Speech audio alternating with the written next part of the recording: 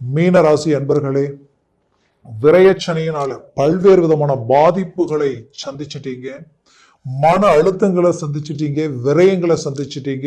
ஓப்பனா சொல்லணும்னா உங்களை சார்ந்தவங்களையே இழக்கக்கூடிய சூழல்கள் எல்லாத்தையும் கடந்து வந்த உங்களுக்கு இப்போ ஏதாவது ஒரு வாய்ப்பு கிடைச்சா பெரிய லெவல்ல நம்ம சாதிச்சிடலாம், பெரிய இலக்கை அடைஞ்சிடலாம்ன்ற தன்னம்பிக்கையோடு இருக்கக்கூடிய உங்களுக்கு இந்த 2025வது வருடத்தில் உங்களுக்கு கிரக பெயர்ச்சிகள், குறிப்பா உங்களுடைய ராசியில் இருக்கக்கூடிய ராகு, இந்த ராகுவால உங்க கேரக்டர் எப்படின்னா, குரு பகவானின் ஆதிக்கத்தில் பிறந்தவங்க நீங்க, அன்புக்கு கட்டுப்பட்டவங்க, பாச பந்தத்துக்கு அடிமையா இருப்பீங்க. உண்மையிலேயே சொல்லணும்னா அதிகாரத்துக்கு கட்டுப்பட மாட்டீங்க. ஒருத்தர் மேல அன்பு வச்சா அவங்களுக்காக எதையும் இறங்கி செய்வீங்க. நம்பிட்டீங்கன்னா முழுசா நம்பிடுவீங்க. அவங்க துரோகமே செஞ்சாலும் பரவாயில்லை, நம்பிட்டேன், நான் நம்பி இறங்கிட்டேன்ற மாதிரி போல்டா இருப்பீங்க. ஆனால் உங்க வாழ்க்கையில நீங்க பட்ட கஷ்டத்துக்கு வேற யாரா இருந்தாலும் இந்நேரம் அவ்வளவுதான் நம்ம லைஃப், இதுக்கு மேல இவ்வளவுதான் நினைச்சிட்டு இருப்பாங்க. ஆனா இப்பவும் சாதிக்கணுன்ற லட்சியத்தோடு இருக்கிறீங்க. உங்களுடைய வேகம், ஸ்பீடு குறையல. நற்குணம் படைச்சவங்க, தெய்வ நம்பிக்கை உடையவங்க, ஆன்மீக ரீதியில முழுமையான பக்தி மயத்தோடு இருக்கக்கூடியவங்க நீங்க. அப்பேற்பட்டவங்க நீங்க. அப்படி கர்மாக்கு கட்டுப்பட்டு வாழக்கூடியவங்க. ஏன்னா எதையுமே தெய்வத்தினுடைய அனுகிரகம், இன்னைக்கு என்ன செய்யறோமோ அதுதான் நாளைக்கு நமக்கு நல்லது நடக்கும்ன்ற எண்ணத்தோட செயல்படக்கூடியவங்க மீனராசி அன்பர்கள். இப்படி நல்லதையே நினைச்சு நல்லதையே எண்ணி மற்றவங்களுக்காக எத்தனையோ நல்ல விஷயங்கள் செய்து இன்னைக்கு பாதிக்கப்பட்டு நிக்கிறவங்க மீனராசி அன்பர்கள் தான். ஏன்னா நீங்க எந்த அளவுக்கு நல்லதை நினைச்சீங்களோ அந்த அளவுக்கு யாருமே உங்களுக்கு நல்லதை நினைக்காததுதான் இங்க பிரச்சனை. ஏன்னா உங்களை சார்ந்தவங்க கஷ்டப்படக்கூடிய நேரத்துல அவங்களை சார்ந்தவங்க அதை பார்த்துக்கிட்டு கை கட்டி நிற்கும் போது நீங்க போய் கை கொடுத்து தூக்கி விட்டு இன்னைக்கு அவங்க நல்ல வளர்ச்சியில் இருக்கக்கூடிய இந்த சூழல்ல நீங்க பாதிக்கப்பட்டு நிற்கக்கூடிய இந்த நேரத்துல அவங்க கை கொடுத்து உங்களுக்கு உதவலை என்ற ஒரு வருத்தம் ஒரு புறம். ஏன்னா நீங்க யாரையும் எதிர்பார்க்கல, பட் இருந்தாலும் இங்க நல்லது செய்தோமே அதை நினைச்சு கூட யாரும் பார்க்கலையன்ற அளவுக்கு ஒரு மன அழுத்தம் உங்களுக்குள்ள இருக்கு. இது எல்லாத்தையும் தாண்டி நீங்க கடின உழைப்பாளி. இந்த கடின உழைப்பாளியை நீங்க ஹார்ட் ஒர்க் பண்ணி ரொம்ப ரிஸ்க் எடுத்து எல்லாத்தையும் செய்து ஒரு நல்ல மேனேஜ்மெண்ட் உருவாக்கி உங்களுக்கு கடந்த காலகட்டங்களில் இன்னைக்கு நாளைக்கு அந்த நல்ல விஷயங்கள் சக்சஸ் ஆகாமலே இன்னைக்கு வரைக்கும் இழுத்துக்கிட்டு போயிட்டு இருக்கு. ஓகே ஆகிட்டு இருந்தா இன்னைக்கு உங்க லெவலே வேற, உங்க ரேஞ்சே வேற. பட் இப்பவும் கூட அப்படியே தள்ளி தான் போகுது. என்னன்னே தெரியல, எதெடுத்தாலும் தடையாகுது, எதெடுத்தாலும் தாமதமாகுது. ஏன் இப்படி இருக்கு அப்படின்ற ஒரு குழப்பத்தோடையே கடந்து வந்த உங்களுக்கு 2025வது வருடத்தில் முதலில் உங்களுக்கு இந்த குரு, உங்க ராசியினுடைய அதிபதி குரு 3ஆம் வீட்டில் இருந்தாலும் அவர் வெற்றிக்குரிய இடத்துல தான் இருக்காரு. பட் அவர் வக்ர நிலையில இருக்கார். அப்போ இந்த வருடம் பிறந்த ஜனவரி மாசம் 5ஆம் தேதியே வக்ர நிவர்த்தி ஆயிடும். வக்ர நிவர்த்தி ஆயிட்டாலே நீங்க ஒரு கிளாரிட்டிக்கு வந்துருவீங்க. உண்மையை சொல்லணும்னா இது வரைக்கும் ஒரு கிளாரிட்டி இல்லை. பல குழப்பங்கள், பல யோசனைகள், எதுலையுமே தெளிவா ஒரு முடிவு எடுக்க முடியலையே. உங்க வேலையை உங்களால கரெக்டா செய்ய முடியாது. உங்க வேலையை செய்யணும்னு நினைச்சா வேற ஏதாவது வேலை வரும். அதுக்கு இதுக்குன்ற அலைச்சல், சொந்த பந்தத்துல ஏதாவது ஒரு நல்லது கெட்டது எத்தனையோ விஷயங்கள் வந்துகிட்டே இருக்கும். இப்படி அதை பார்த்து இதை பார்த்து உங்க வேலையை கரெக்டா செய்ய முடியாம மீறி செஞ்ச வேலைக்கு உண்டான ரிசல்ட் கிடைக்காம எல்லாமே பிரேக் ஆகி நிற்கக்கூடிய நிலை மாறும். இந்த வக்ர நிவர்த்தியால மாறிடும். இந்த வக்ர நிவர்த்தியால ஒரு ஸ்பீடு உங்களுக்கு கிடைக்க போகுது. கண்டினியூ அப்படியே மார்ச் மாசத்துல பாத்தீங்கன்னா விரயச்சனி உங்களுக்கு ஜென்மச்சனியை வரார். அந்த ஜென்மச்சனி வரும் பொழுது நீங்க என்ன பண்ணணும்னா, மற்றவங்களுக்கு வாக்கு கொடுக்க கூடாது.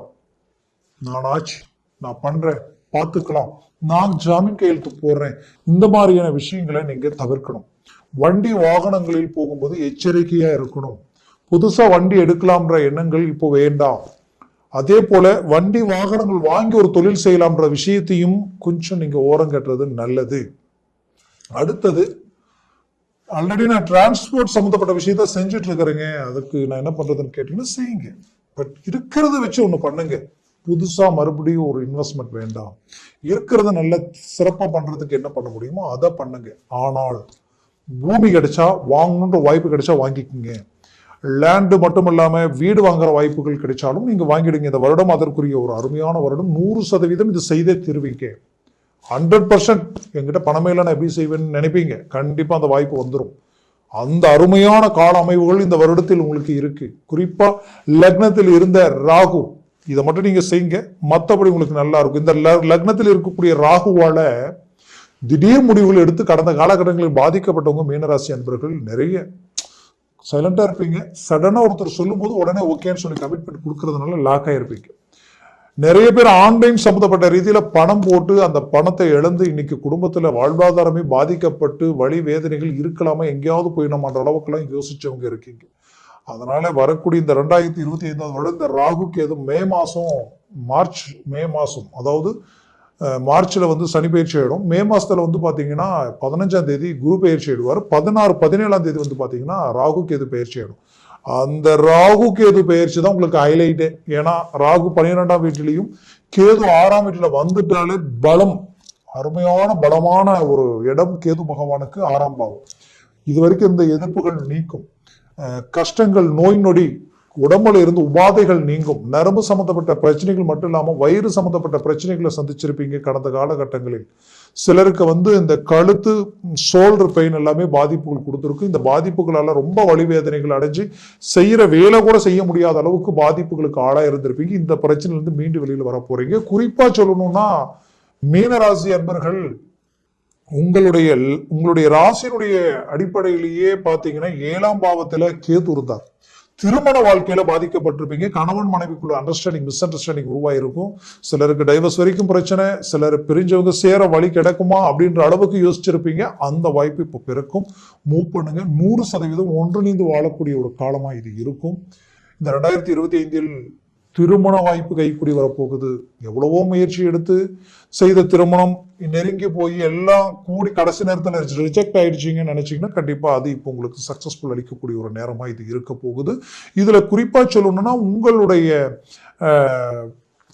லக்ன பாவம் அதாவது ராசியினுடைய பாவம் இப்போ ரொம்ப ஒரு நல்ல நிலையில இருக்கு. இந்த ராசியினுடைய பாவம் நல்ல நிலையில அந்த ராகு அந்த இடத்தை விட்டு விலகி 12ஆம் வீட்டில் நிற்கும் பொழுது வெளிநாடு வெளிப்பிரயாணங்கள் உண்டாகும். ஏற்கனவே வெளிநாட்டிற்குண்டான முயற்சி எடுத்து போக முடியல நினைச்சு பணம் கட்டி அந்த பணம் கைக்கு வரலன்னு நினைச்சீங்கன்னா இப்ப அது உங்களுக்கு சக்சஸ் அளிக்கும். வெளிநாட்டில் இருந்து நல்லா போயிட்டு இருந்த எனக்கு கடந்த விரைச்சனையை ஆரம்பிச்சதுல இருந்து நிம்மதி கெட்டு போய் சந்தோஷம் கெட்டு போய் எல்லாமே பிரச்சனையா இருக்கு. வீண் விரயங்களை சந்திச்சுட்டு இருக்கேன், கடனாளி ஆயிட்டு இருக்கேன், எனக்கு ஒரு மாற்றம் பிறக்கமா நினைச்சீங்கன்னா இப்போ அதற்குரிய ஒரு நல்ல காலம் தான். மூவ் பண்ணுங்க.